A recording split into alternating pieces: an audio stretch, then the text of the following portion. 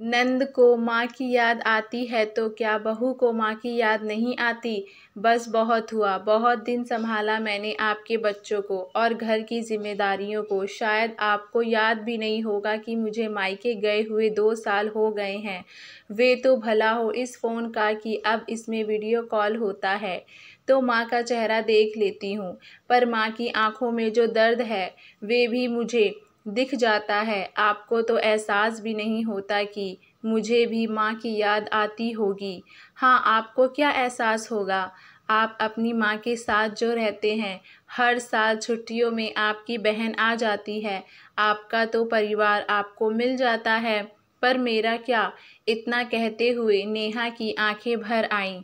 नेहा का पति मानव बोला, मैंने तुम्हें कब मना किया है मायके जाने से, पर घर की ऐसी परिस्थिति हो जाती है कि मैं कुछ कर नहीं पाता हूँ। आखिर तुम मुझसे क्या चाहती हो, साफ साफ कहो, बस ये ताना मत दो। नेहा बोली, 13 तारीख से बच्चों की छुट्टियां हैं। मैं इस बार माँ के पास जाऊंगी। अगर इस बीच में कोई मेहमान आता है तो मुझे मत बुलाइएगा और ना ही मेरे जाने की टिकट कैंसिल होगी। मैं सबकी भावनाओं को समझती हूँ, पर जब सामने वाला मेरी भावनाओं को नहीं समझेगा तो कब तक मैं बर्दाश्त कर लूँगी। अरे, अपनी इच्छाओं को तो मैंने कब का चूल्हे में डाल दिया है, पर अपनी बूढ़ी माँ की उम्मीदों को टूटने नहीं देना चाहती। इतना कहकर नेहा कमरे में चली गई। रात में सब खाना खा रहे थे। नेहा की सास विमला जी बेटे से बोली, क्या बात है, तुम्हारा चेहरा क्यों उतरा हुआ है। देख रही हूँ दफ्तर से जब से आए हो चुप हो। बहू, कहीं तुमने कुछ तो मानव से नहीं कहा, क्योंकि सुबह दफ्तर जाते वक्त भी तुम दोनों में शायद बहस हो रही थी। नेहा बोली, मम्मी जी, बहस करके आखिर क्या हासिल कर लूँगी। वही है जो आप लोग चाहते हैं। हाँ, आपका बेटा नाराज़ नहीं है, हो सकता है, लेकिन उदास होंगे। विमला जी बोली, और मेरा बेटा उदास क्यों होगा। नेहा मुस्कुरा कर बोली, मैं अगले हफ्ते मायके जा रही हूँ, पर मुझे नहीं लगता वे इस कारण से उदास हैं क्योंकि घर में आप लोग सब इनके साथ होंगे। विमला जी हैरानी से बोली, परंतु बहू, तुम गर्मियों की छुट्टी में मायके कैसे जा सकती हो। तुम तो जानती हो हर साल किरण बेटी गर्मियों की छुट्टी में यहाँ आती है। नेहा मानव की तरफ देखी और बोली, मम्मी जी, हर साल दीदी छुट्टियों में आती हैं, क्या एक बार मैं नहीं जा सकती। क्या गर्मियों की छुट्टी बस नंद के लिए होती है, हम बहुओं के लिए नहीं होती। विमला जी बोली, मानव, तुम कुछ कहते क्यों नहीं बहू से। आखिर किरण यहाँ आएगी और बहू नहीं रहेगी तो कैसे काम चलेगा। साल में 1 महीना तो उसे मिलता है आराम करने के लिए, और फिर उसे मेरी इतनी याद आती है कि वे कहीं और ना जाकर मेरे पास आती है। नेहा हंसकर बोली, हाँ मम्मी जी, नंद को माँ की याद आती है तो मायके चली आती हैं, क्या बहू को माँ की याद नहीं आती। इतना कहकर नेहा अपने आंसुओं को छिपाने की कोशिश करती रही और रोते रोते अपने कमरे में चली गई। मानव बोला, माँ सही तो कह रही है, किरण हर साल यहाँ आती है, इसे 2 साल से अपने मायके जाने का मौका नहीं मिला। ऊपर से उसकी माँ की तबीयत भी ठीक नहीं रहती है, और किरण जब आ रही है तो आने दीजिए, हम लोग तो यहाँ हैं। क्या नेहा जब नहीं थी तब क्या किरण मायके नहीं आती थी। विमला जी बोली, हाँ वो तो है, पर तब की बात अलग थी। मानव बोला, क्या बात अलग थी। जब आती थी तो आप दोनों मिलकर घर संभालती थी। जब से मेरी शादी हुई है तब से मैंने किरण को रसोई में जाते नहीं देखा है। ये तो गलत है ना माँ। और अच्छा तो है, नेहा अपने मायके चली जाएगी तो आप दोनों माँ बेटी खुलकर बातें कर सकती हैं, और मेरी भी पुराने दिन लौट आएंगे, हम सब इकट्ठे रहेंगे, आप चिंता मत कीजिए। इतना कहते हुए मानव चला गया। करीब 1 हफ्ते बाद विमला जी बोली, बहू, घर की थोड़ी साफ सफाई कर दो, अगले हफ्ते किरण आ रही है, उसके आने से पहले थोड़ी साफ सफाई हो जाएगी तो मेरा काम कम होगा। और हाँ, जाने से पहले राशन पानी सब मंगवा देना, और हाँ, सूखा नाश्ता बनाकर रख देना ताकि शाम में मुझे चाय के अलावा कुछ और बनाना ना पड़े।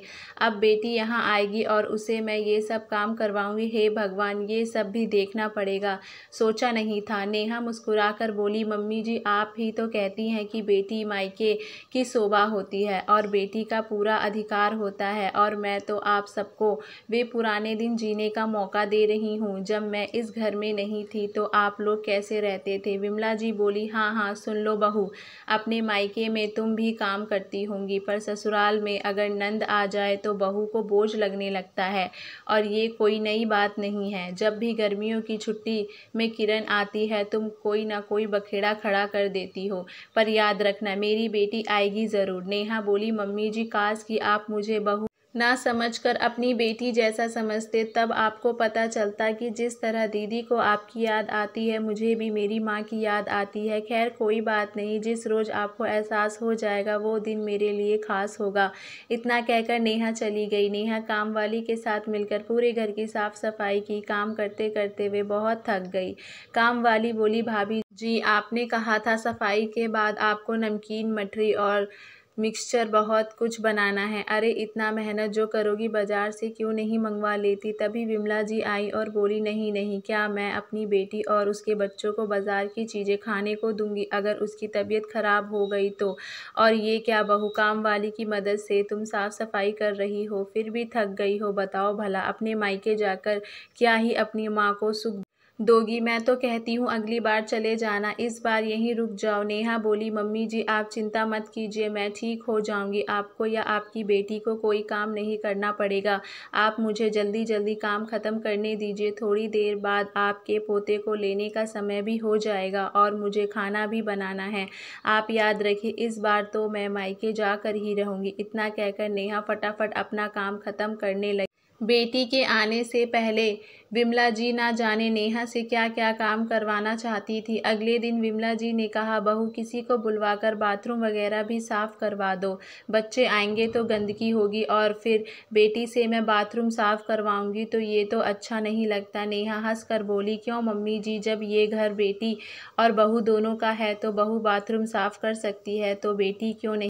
क्या दीदी स्नान करने के बाद अपने घर का बाथरूम साफ़ नहीं करती होंगी? विमला जी बोली, बहू तुम्हें नहीं लगता तुम कुछ ज़्यादा ही कह रही हो?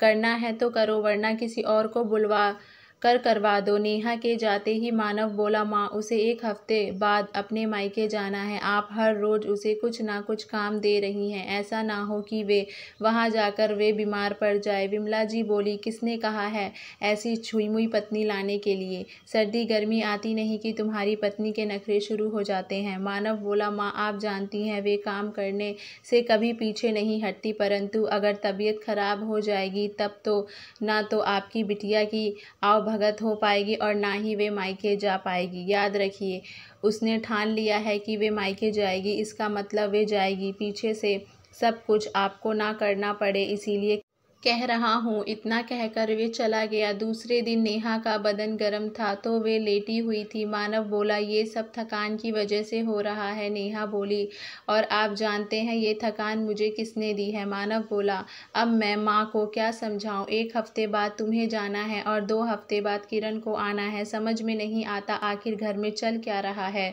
जैसे ही किरण को खबर मिली कि नेहा की तबीयत ठीक नहीं है, वे विमला जी से बोली, मेरे आने की खबर सुनते ही भाभी हर बार सर पकड़कर बैठ जाती हैं, वहां आकर मुझे सब कुछ करना पड़े, फिर क्या फ़ायदा मायके आने का?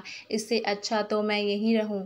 अब जब तक भाभी की तबीयत ठीक नहीं होगी मैं नहीं आने वाली। मानव ने नेहा को डॉक्टर से दिखवाया। डॉक्टर ने कहा थकान की वजह से हो गया है, 1 दिन आराम करेगी तो ठीक हो जाएगी। और वैसे ही हुआ। 2 दिन में नेहा सही हो गई, पर ये 2 दिन विमला जी को काम करना पड़ा, तब उन्हें नेहा की अहमियत का पता चला। वे 2 दिन बाद विमला जी रसोई में जा रही थी। नेहा बोली, मम्मी जी ठहर जाइए, मैं दवाई ले लेती हूँ, फिर रसोई में काम निपटा लूँगी। विमला जी ने राहत की सांस ली। नेहा ने दवाई ली और फिर वैसे ही घर का काम करने लगी। जैसे जैसे दिन बीत रहे थे नेहा की तबीयत फिर बिगड़ती जा रही थी। अगली सुबह विमला जी रसोई में आई और बोली, बहू फ्रिज में मलाई बहुत ही जमा हो गई है, उसे निकाल दो। किरण को हलवा बहुत पसंद है, आएगी तो उसके लिए हलवा बना दूंगी। नेहा बोली, मम्मी जी ना जाने क्यों मुझ में खड़े होने की हिम्मत नहीं हो रही है।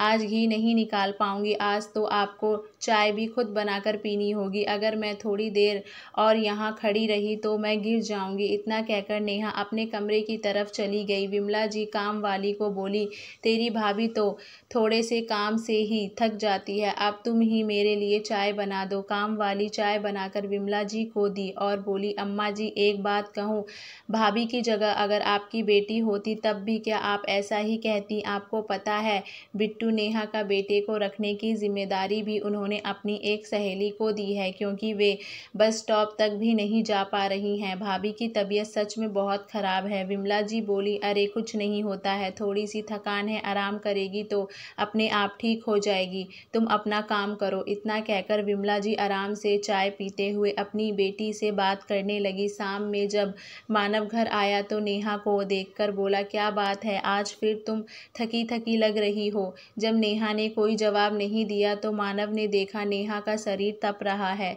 मानव ने तुरंत डॉक्टर को बुलवाया। डॉक्टर ने घर आकर नेहा की जांच की और दवाई देकर 1 हफ्ते के लिए आराम करने को कहा। मानव विमला जी से बोला, माँ मैंने आपको कितनी बार कहा था नेहा की तबीयत ठीक नहीं है, ध्यान रखिएगा। आपने मेरी एक नहीं सुनी। अब लो करो घर का सारा काम। अरे बेटी के आने की खुशी में बहू से ज़रूरत से ज़्यादा काम करवाओगी तो उसकी तबीयत तो ख़राब होगी ही। अब बुलाओ बेटी को छुट्टियों में, कहकर देखना कभी नहीं आएगी। ना चाहते हुए भी विमला जी को अब घर का पूरा काम करना पड़ा था। उन्होंने किरण को फ़ोन करके कहा, तुम 1 हफ्ते पहले चली आओ, मेरी थोड़ी मदद हो जाएगी। किरण ने साफ साफ इनकार कर दिया। तब इन्हें एहसास हुआ कि आखिर बहू को मायके की याद क्यों आती है। जब उसे ससुराल में आराम नहीं मिलेगा तो कोई भी लड़की माँ के पास जाना ही चाहेगी।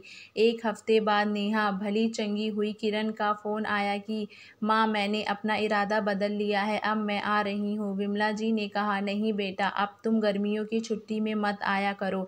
सर्दियों की जब 10 दिनों की छुट्टी होती है तभी आना। गर्मियों में काम करके बहू की हालत ख़राब हो जाती है और फिर मुझे काम करना पड़ जाता है तो फिर क्या फ़ायदा। विमला जी ने बेटी का आना टाल दिया। नेहा और मानव ये सुनकर बड़े आश्चर्य में थे। तब काम वाली बोली, देखा भाभी, जब खुद पर बात आई तो अम्मा जी को सब पता चल गया। ना जाने क्यों सास को ये नहीं समझ में आता कि जितना उसकी बेटी को उसकी याद आती है, बहू को भी अपनी माँ की याद आती होगी। चलो अंत भला तो सब भला, आप आराम करो और ठीक हो जाओ तभी अपने मायके जाना और अम्मा जी की चिंता मत करना, उनके पीछे मैं उनकी मदद कर दूंगी।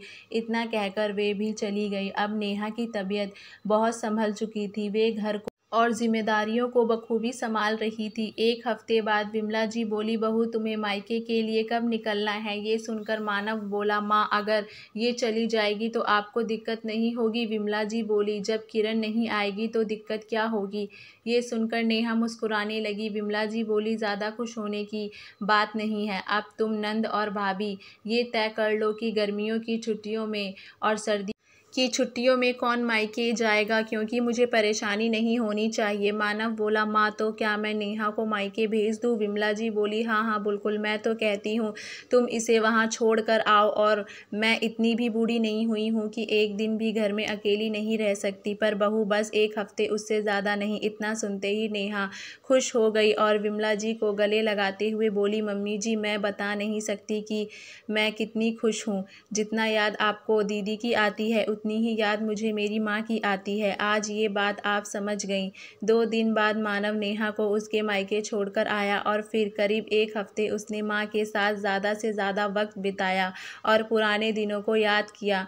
जब घर के काम दोनों मिलकर कर रहे थे तब उन्हें एहसास हो रहा था कि नेहा पूरा दिन हर किसी की इच्छाओं को कैसे पूरा करती है, तो उसे भी छुट्टी मिलने का अधिकार तो बनता है। दोस्तों, हर किसी को अपनी माँ की याद आती है, तो अगर आपकी बहन या बेटी आपके पास आती है तो क्या कभी आपने अपनी पत्नी या बहू को कहा कि तुम्हें भी अपने मायके की याद आती होगी? कुछ रोज के लिए चली जाओ अपने मायके। आशा करती हूँ आप सभी लोगों को हमारी ये कहानी पसंद आई होगी। आप लोगों की इस कहानी को लेकर क्या राय है नीचे कमेंट में ज़रूर